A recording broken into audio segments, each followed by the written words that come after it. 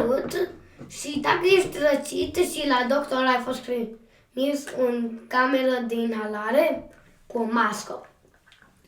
Este foarte ușor ca cu videoul al meu alt. Primul, da? Tu pui asta, partea asta, poate să fie orice culoare, dar să pui un ca așa prin gaura aia, dacă tu vezi, cu partea asta, ca așa, ca să merge ca aici, ca așa.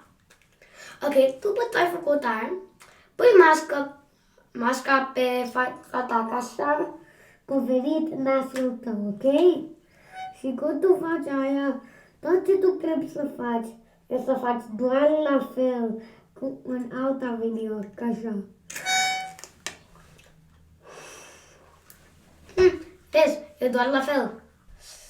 Și dacă ai patron sau sub patron și ai mascul de inhalare, respiri ca 3 sau 4 ore în masca de inhalare, ca așa.